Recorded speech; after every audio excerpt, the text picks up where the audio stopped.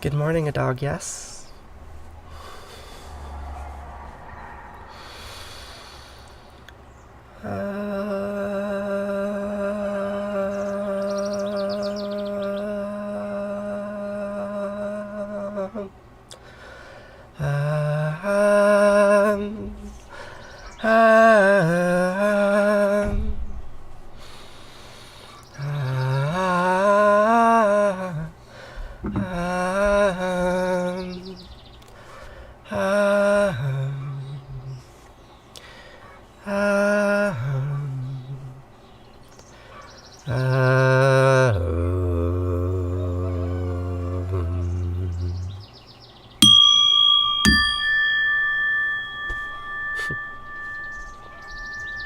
Good morning. How are you, Poem?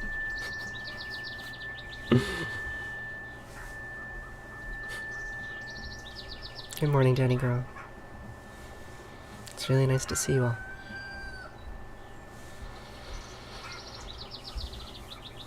Shema Yisrael Asher Eloheinu Yahweh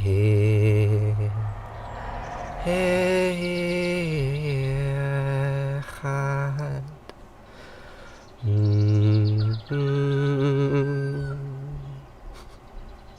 You're very welcome, May the Dragon. It's a fantastic name. ואהבת את ענת אלוהיך ובכל לבבך ובכל נפשך ובכל מאודך וחיו הדברים האלה אשר נוחים מצווך היום על לבביך ושיננתם לבניך ודיברת בם בשבתך בביתך ולכתך בדרך ובשכבך ובקומך וקשרתם לאות על ידיך וחיו לטוטפות בין עיניך וכתבתם על מזוזות ביתך ולהישארך. Good morning, Meg. You know, Anthorage, I wonder if it is possible to ever do less than your best. I don't know, right? Like, I look at the people I live with all around me, and every one of them is trying their best. I know it, right? Because I know them very deeply. I see the kind of stress that they go through, right? And sometimes their best feels like not enough for me. Right? And then I judge myself for feeling like their best is not enough when I know they're trying their best, right? And like I don't know if I've ever met anyone who isn't trying their best, right? Who isn't like trying as hard as they possibly can to live a life that is theirs. And people have different abilities and different gifts, different privileges. And so for some people, their best is not enough to actually take control of their own life, you know? That sucks. I think most people are like that. I think most people live in conditions that are outside of their control, and they do the best with what they can and what they have. Good morning, Evans. Vichaya. Ki viachaya Elohecha el ha'arz asher nispai lavotecha le'avram liyitzchak u'Yaakov letetach Ephraim gedolot v'tovot asher lo vanita uvatim mile'im kol tova asher lo mileta uverot hatzuvim asher lo hasat v'kerim v'zitim asher lo natata ve'alachta v'shavata hishamer lecha pen tishchach et Yahweh asher tishacha v'eretz Mitzrayim mibet avadim. When Yahweh Eloheinu brings you into land that you swore to your fathers, Abraham, Isaac, and Jacob, to assign to you, great and flourishing cities that you did not build, houses full of all good things that you did not fill, hewn cisterns that you did not hew, vineyards and olive groves that you did not plant, and you eat your fill, take heed that you do not forget Yahweh, who freed you from the land of Egypt, the house of bondage. Hebrew, Evans. It's a prayer that was written around the time that the ancient Jews were exiled from their homeland and deported to Babylon. The upper classes specifically had everything stolen from them, and yet they were still rich. They were still in a position of privilege in Babylon. And they made do with what they had. And they created a mythology to last thousands of years. Good morning, Salty Bish. It has been a while. How are you doing? And in this philosophy, they remind themselves, hey, everything that you have, you did not earn.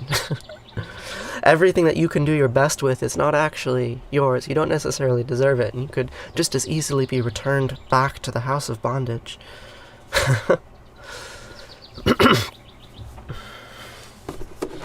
What do you do? What do you do?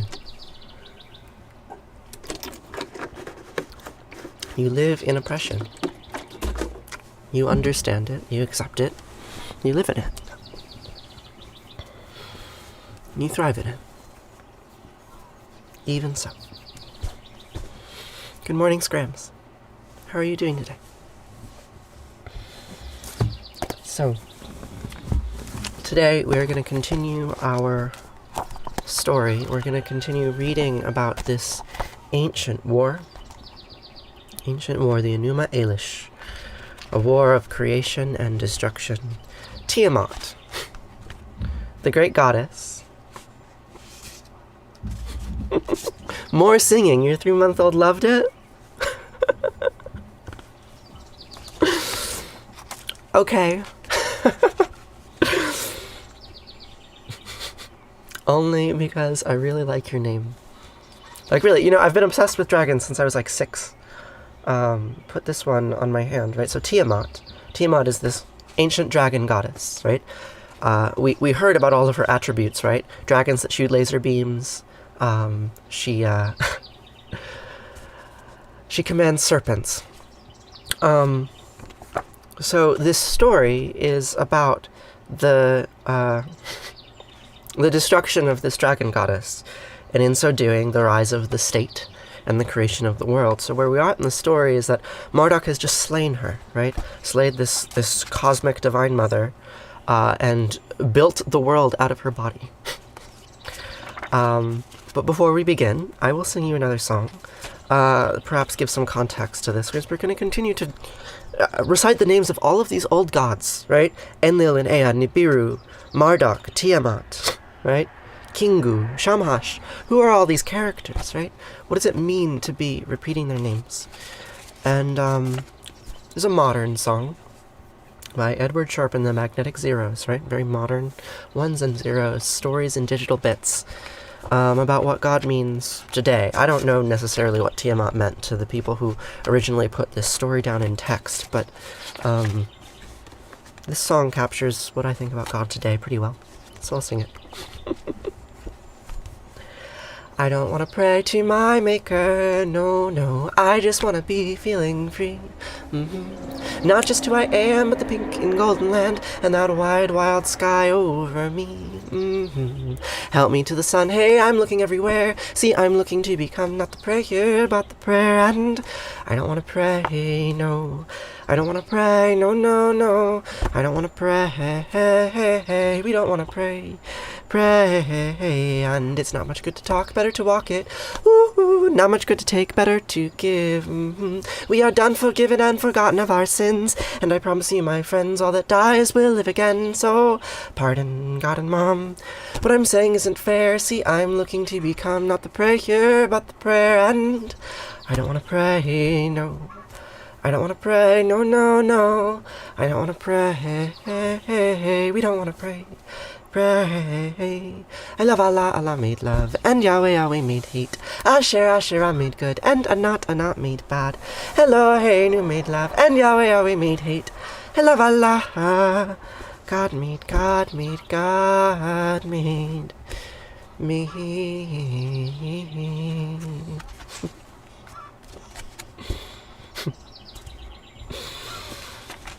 Thanks, Salty Fish. God, how many times have we sung that song together?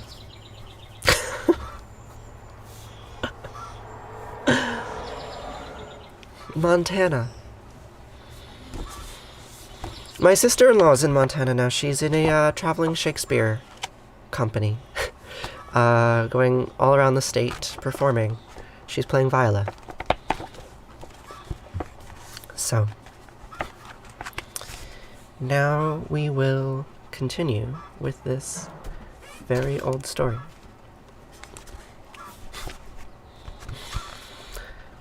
I was just singing in Hebrew, maybe, 15 minutes ago. That last song was in English. The names of the gods were Semitic, broadly. So, here's another Semitic story. The Enuma Elish. So where we left off, Tiamat had just been killed, and Marduk had built a new world out of her body, right? Let's read that again.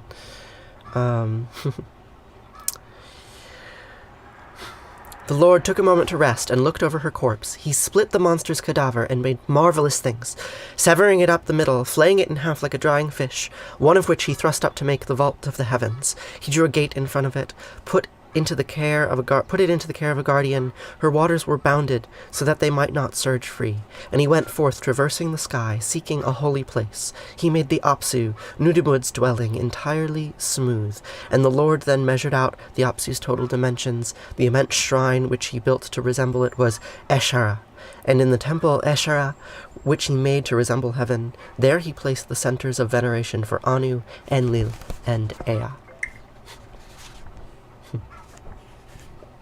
Shakespeare in the Park, yes. Maybe you've even seen her.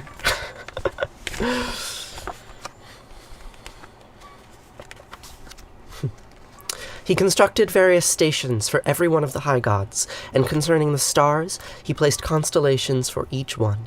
Then he established the year and set forth its subdivisions. He assigned 3 stars to signify each of the 12 months, and as he formulated his intentions for every day of the year, he set forth the station of Nibiru to delineate their movement, that not one of them would veer from its appointed course. In addition, he established the stations made for Elil and Ea, and he made passages which passed through the 2 rib racks, likewise forming a hatch both to the left and to the right, while her liver was placed so as to locate at the highest point. He brought into existence the crescent moon to rule the night, and he assigned this night gem to be an indicator of days. Never fail from proceeding each month in a circle of light. Upon the first of the month, spread your light to all lands. You arise bright with your horns, as an indicator of 6 days, and upon the 7th day your crown is half in darkness. Isn't that beautiful? So let's pause for a second to just... So there was this terrible cosmic battle, and Tiamat was slain, right? This mother goddess was slain, and the world was remade with her body parts, and Marduk makes the moon. And he commands the moon to count the days. And that is why we count things in 7, right? According to this, right? But the Babylonians, people who wrote this down, were the first people to institute, like, with the state. Yes, the day is in 7 pieces. The week is in 7 pieces. The month is in 4 pieces of 7, right? It's a creation, man. It's terrible violence. You arise bright with your horns as an indicator of 6 days, and upon the 7th day your crown is half in darkness. Good morning, Kimmy. How are you? The 15th day will be halfway, at every month's midpoint, at a time when Shamhash faces you from the opposite horizon, then slowly begin to diminish in appearance as you wane. Make the day you are invisible near the track of Shamhash. Upon the 30th day, perform calibrations for the year, because Shamhash ultimately determines the year's length. Whenever there is an indicator, proceed over its own course. Then do not fail to enter the Hall of Judgment and decide. Make your selection of the bow star for robbery and war. Make your choice of Nima for pregnancy and the unborn. Make your choice the harrow for the fertility of the field. Right, so this is ancient astrology, basically. Right, so we have, in this single story, we've got creation, we've got the establishment of kingship and the state, and what does the king do? Well, he sets out the order of the world, and this is why he's giving us an astrology lesson. Make your choice of the harrow for the fertility of the field. Make your choice the wild boar for growth and productivity. Make your choice the mad dog for cleansing and purification. Make your choice the scorpion for the overthrow of the kingdoms. Make your choice Pablisog to bring death and destruction. Make your choice the goatfish for disease, plague, and famine. Let your choice be Gula as a source of wealth and prosperity. Make your choice Lulal and Latarak for defense and security. Make your choice the bull of heaven for ruin and desolation. Make your choice the true shepherd for revolt and occupation. A true shepherd for revolt and occupation. Does that sound familiar? Right? So like 3,000 years later, 4,000 years later, in a very similar part of the world, a true shepherd will arise in response to an occupation of his homeland. Very interesting. Include likewise the star cluster for conquest and domination. The star cluster will rise at the time of the New Year's festival. Year after year will be the most festive day among the people. Then may all restrictions be lifted, and may all ways be made clear. The latch of the way out will be loosened to give free ingress, beginning with these days until the coming close of seasons. Both the watches and the day and night will be properly assigned. Now will be the dribble of Tiamat to be the next thing utilized. Wow. That's quite a thing.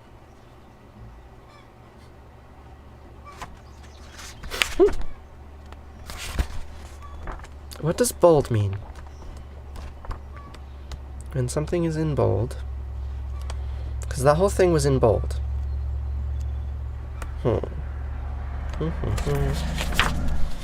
What does bold mean?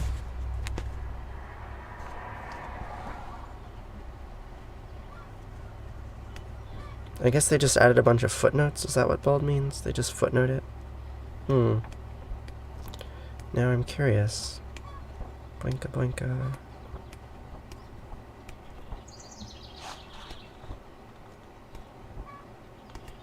I have no idea what bold means. Well, apologies. I'm sure that was very boring. That whole thing was in bold. And like, why? Why was it all in bold? I don't know. Something to do with the scholarship. I'll need to... This translation is not very good. Like, it's readable, right? It's extremely readable, but there's, like, German words here, and like, it's clearly written by a Christian author, right? The shepherd and the... Like, why did he make that translation choice? So when I read something like that, particularly if it's in a different font or something, I'm like, is this some, like, Christian dude, like, coming back here and inserting his religion into it? Like, it could either go forwards or backwards. It could be, like, a presage of Christianity because those symbols were in use in that region since prehistory. But it could also be, like, a revisionist thing, and, like, God, memory is so weird, the way that it does that. Anyway, this is the Enuma Elish. It's a Babylonian creation myth. It was written down, I believe what this was translated from was written down around 700 BC, but the story is significantly older. It's read annually at the New Year's festival. It's quite a story. I know nothing about Hebrew, Kayla. One day I'm gonna go do a Hebrew immersion in Israel. That's expensive, but that's how I'm gonna learn Hebrew. But I don't actually know Hebrew.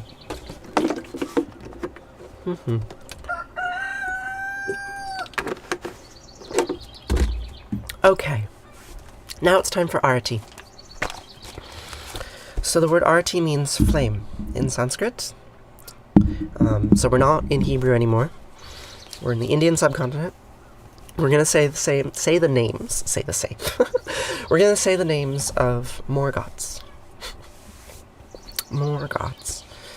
And as we repeat all of their names, we will note this light, J-J-R-T, and remind ourselves that regardless of their names in history, they come from the same source, the same root, and that root is light. We're all made of light. So I've been told. I think there's evidence. Don't think it's an article of faith. I think it's true. With a capital T.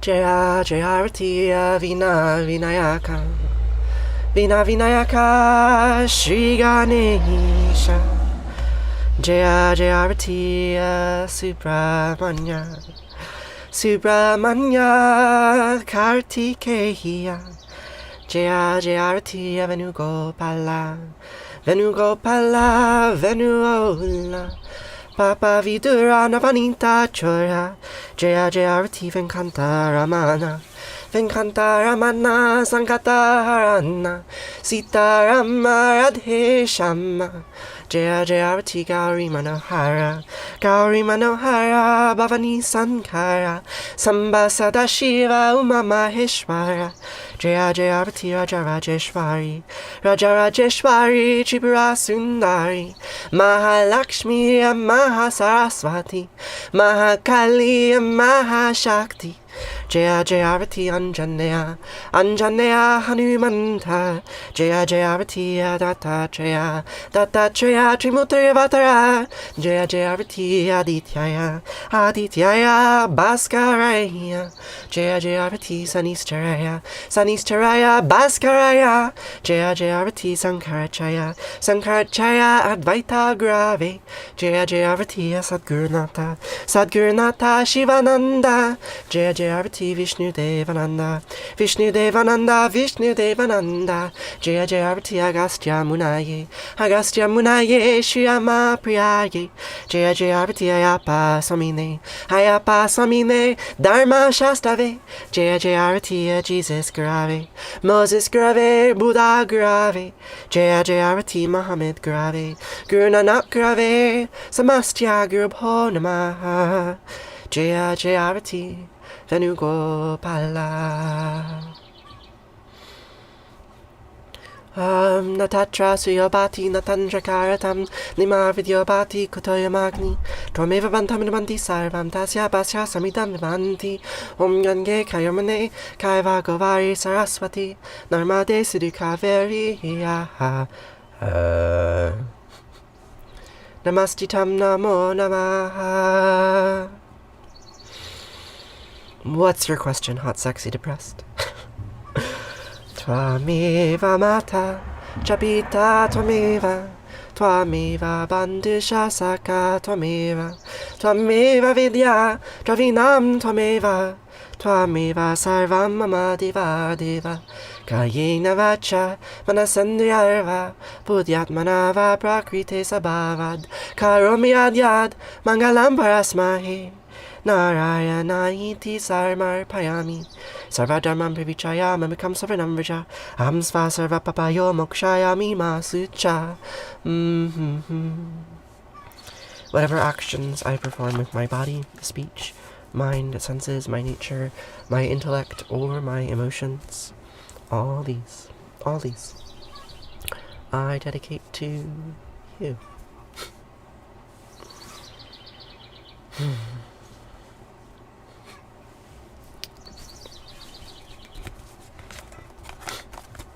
Can I ask when you started your transition? I do intend to change my name legally at some point. Perhaps when I get legally married. But right now my legal name is still Maxwell Thaler. And my name on the internet is Tiresias.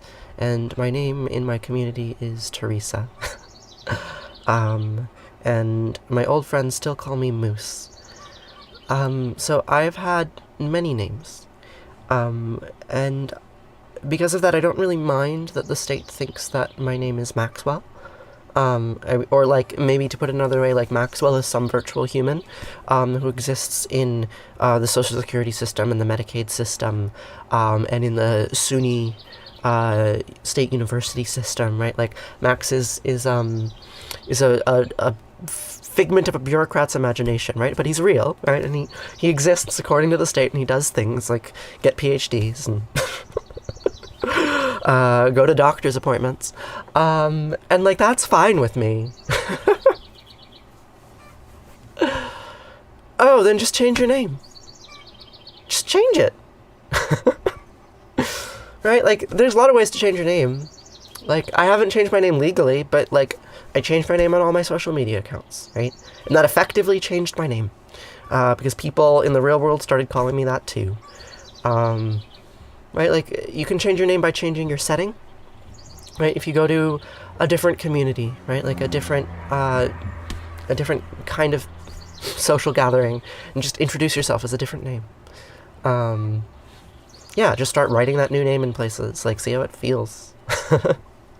Right? Like, you don't need the state to validate it. You need other people to validate it, but there's lots of ways to getting people to validate your name.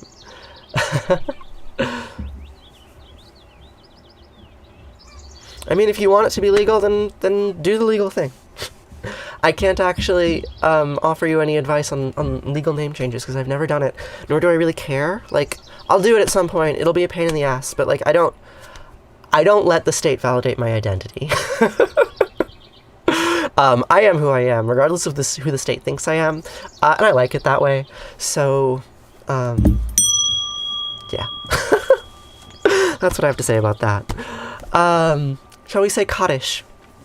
So, Kaddish is a prayer of mourning, a prayer of grief. The word Kaddish means holy in Hebrew. There's a goddess named Katesh, right? Here she is. Very sexy. It's a very old word. And today, this prayer has largely become associated with grief. Grief and mourning. If you want to let go of a name, say Kaddish for the old name. Give way to the new. I don't know. This prayer has been used in 10,000 different ways. 10 million different ways. It's said constantly all over the world. And so we'll say it here today to release that which needs releasing. Yidkadal v'yidkadash shemei Rabbah. B'yamad yirachyote v'yamlich malchote v'chayachonu v'yomechonu v'chayid kol beit Yisrael b'gala u'vizman kariv v'yimru. Amen. Yehi shemei Rabbah mevarach li'olam olmei olmaya yitbarach v'yishtabach v'yitba'ar v'yitramam v'yitnaseh v'yitadar v'yitaleh v'yitalal shemei dekudesha b'richu le'elam min kol birchata v'shirata tushbechata v'nechemata demiran b'yamad v'yimru. Amen. Yehi shlamar Rabbah amin shemaya v'chaim aleinu v'yochol Yisrael v'yimru. Amen. Oseh shalom b'mramav hu ya'aseh shalom aleinu v'yochol Yisrael v'yimru. Amen.